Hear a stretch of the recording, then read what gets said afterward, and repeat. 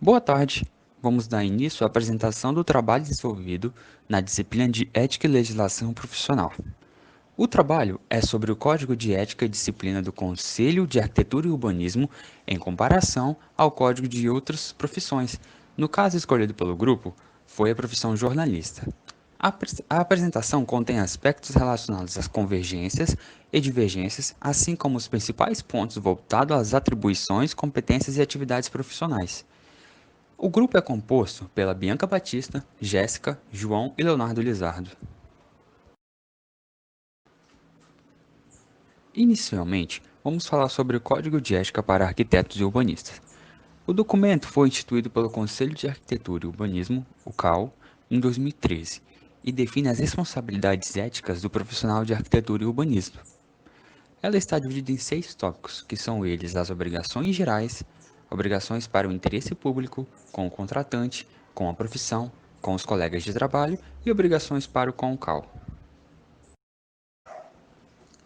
Sobre as obrigações gerais, o arquiteto urbanista deve sempre manter e desenvolver seus conhecimentos, preservando a sua independência de opinião, imparcialidade, integridade e competência profissional, de modo a sempre contribuir para a sua profissão e para seus futuros projetos. O profissional também deve defender os direitos humanos, conforme expresso em Constituição Brasileira em acordos internacionais, garantindo que todas as pessoas possam utilizar os seus projetos. Ele deve se responsabilizar também por tarefas ou trabalhos executados pelos seus auxiliares de equipe que estiverem sobre a sua administração, garantindo que tudo que eles forem produzir estejam conforme os métodos e técnicas trabalhados. O arquiteto urbanista deve declarar-se impedido de assumir responsabilidades profissionais que extrapolem os limites de suas atribuições, habilidades e competências em seus respectivos campos de atuação. Devem defender o direito crítico e intelectual fundamentado sobre as artes, as ciências e as técnicas da arquitetura e urbanismo, colaborando para seu aperfeiçoamento e desenvolvimento. Devem também respeitar os códigos de éticas e disciplinas das profissões vigentes nos países e jurisdições estrangeiras no quais pretende prestar serviços. No tópico 2 do Código de Ética dos Arquitetos e Urbanistas, que trata sobre as obrigações para com o interesse público, o nosso grupo destacou o item 2.3.2, no qual o arquiteto deve considerar a necessidade das pessoas, da coletividade e dos grupos sociais relativas ao ordenamento dos espaços, além de preservação do patrimônio arquitetônico, urbanístico, paisagístico e natural. Ou seja, antes de defender uma cidade ou a execução de uma construção, a necessidade das pessoas nesses espaços vem em primeiro lugar. No tópico 3, que trata das obrigações do arquiteto para com o contratante, o grupo destacou o item 3.1.1, que o profissional de arquitetura, em relação com seus contratantes, deve ser respeitoso, competente, sem preconceitos e imparcial, respeitando as leis, o contrato e as normas técnicas, independente de classe, cor, crença e orientação sexual. Destacamos também o item 3.2.1, no qual o arquiteto deve somente assumir responsabilidades quando possuir as habilidades técnicas, artísticas e científicas necessárias, prezando sempre a segurança do cliente. E ainda o item 3.2.8, que ao publicar ou divulgar seu trabalho, considerar sempre a veracidade das informações.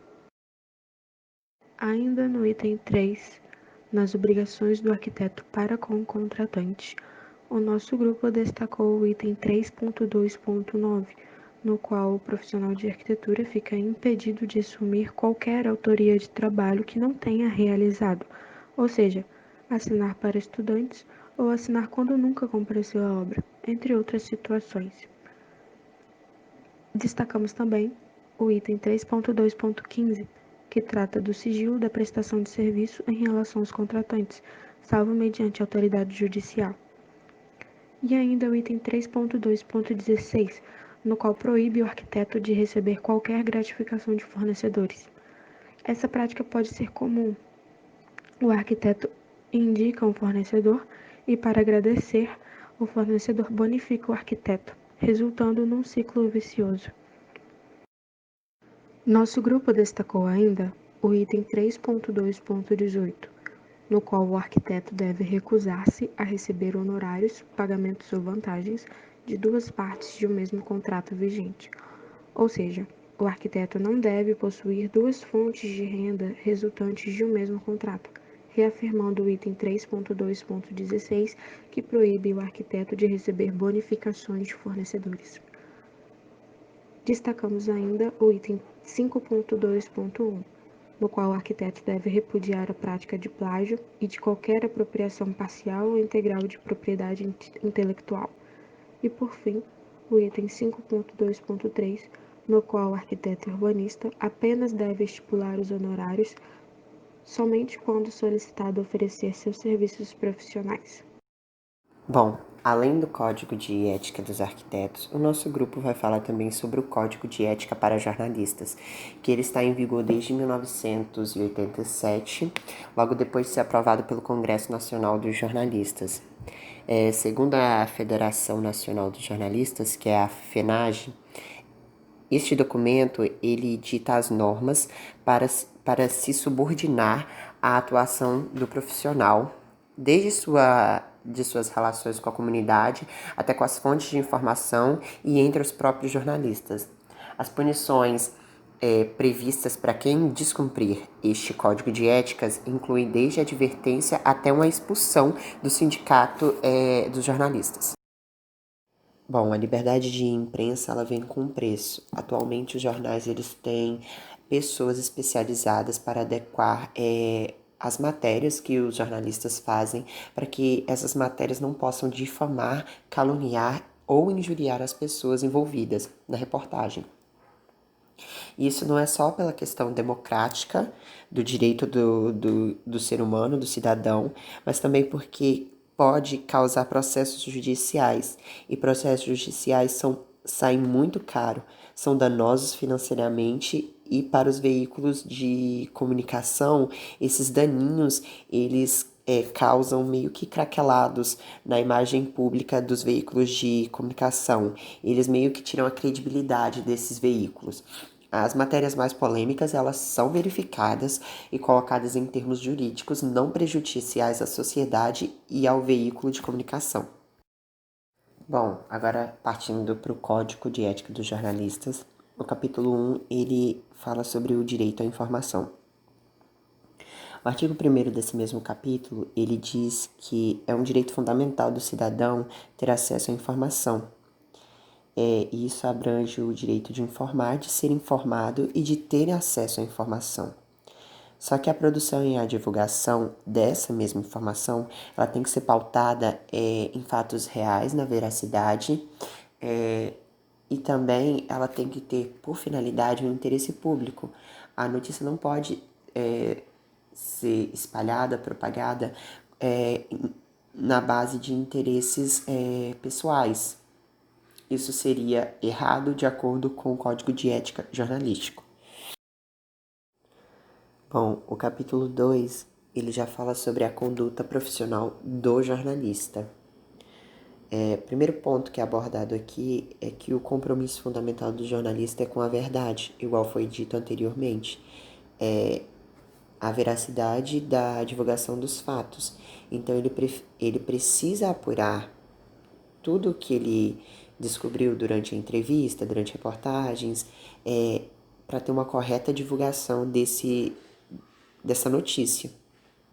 Outra coisa que é necessária para o profissional de jornalismo é que ele não pode colocar em risco a integridade das fontes e dos profissionais com quem ele trabalha, porque ele vai estar lidando com a vida de pessoas. E por último, respeitar o direito autoral e intelectual do jornalista em todas as suas formas. Esse já é um ponto para nós que estamos fora dessa profissão, que nós devemos respeitar, e também para os companheiros de profissão deles, que é respeitar o direito de cada um dos jornalistas, o direito autoral e o intelectual dos mesmos. Ainda no capítulo 2, sobre a conduta profissional, a gente coloca sobre o artigo 7º, que fala o que o jornalista não pode. No caso, ele não vai poder aceitar ou oferecer trabalho remunerado que vai estar em desacordo com o seu piso salarial. Além disso, ele vai ter que cumprir a carga horária legal ou a tabela fixada por sua entidade de classe. Além disso, ele não vai poder contribuir nem ativamente nem passivamente para a precarização das condições de trabalho. Além disso, ele não pode usar o jornalismo para incitar a violência, a intolerância, o arbítrio e o crime. Além disso, ele não pode permitir o exercício da profissão por pessoas não habilitadas, somente pessoas habilitadas, assumir a responsabilidade por publicações, imagens em textos cuja produção não tenha participado, ele não pode assumir. E, por fim, ele não pode valer-se da condição de jornalista para obter vantagens pessoais, o que às vezes acontece, né? Porque os jornalistas eles acabam tendo informações mais rápido do que a gente que não é, né, dessa profissão. Então, eles não podem valer-se dessa condição da profissão deles. Outro capítulo, né, que a gente pontuou foi o capítulo 3, onde ele está falando da responsabilidade profissional do jornalista.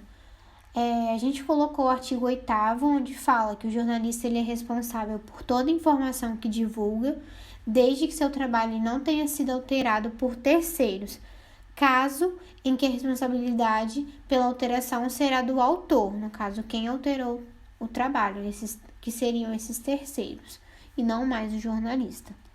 O artigo 9º, onde fala que a presunção de inocência é um dos fundamentos da atividade jornalística, onde ela vai informar claramente a sociedade quando suas matérias tiverem caráter publicitário ou decorrerem de patrocínios ou promoções. E, além disso, eles vão rejeitar alterações nas imagens captadas que deturpem a realidade, ou seja, que distorcem, que é diferente do real, sempre informando ao público o eventual uso dos recursos de fotomontagem, edição da imagem, reconstituição de áudio ou qualquer outra manipulação que tire essa realidade. E por fim, um outro capítulo considerado pelo nosso grupo foi o capítulo 5, onde está falando da aplicação do Código de Ética e algumas disposições finais. A gente escolheu o artigo 15, onde fala das transgressões ao presente Código de Ética, que vão ser apurados, apreciados e julgados pelas comissões de ética, né, dos sindicatos e, em segunda instância, por uma Comissão Nacional de Ética. O artigo 17, os jornalistas que descumprirem o presente Código de Ética vão estar sujeitos às penalidades de observação, advertência, suspensão e exclusão do quadro social do sindicato e a publicação da decisão da Comissão de Ética em veículo de grande circulação.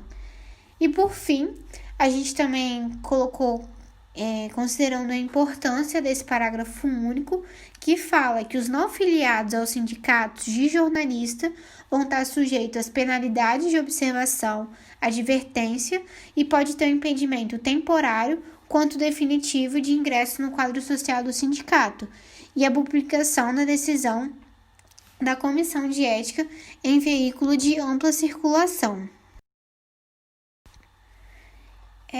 Sobre as semelhanças de éticas profissionais, tanto da área da arquitetura quanto do jornalismo, a gente pontuou algumas coisas que a gente viu dentro dos dois códigos de éticas que seriam bem parecidos, como no arquitetura, fala sobre o direito, né, da arquitetura e do urbanismo, a moradia, a mobilidade e a paisagem.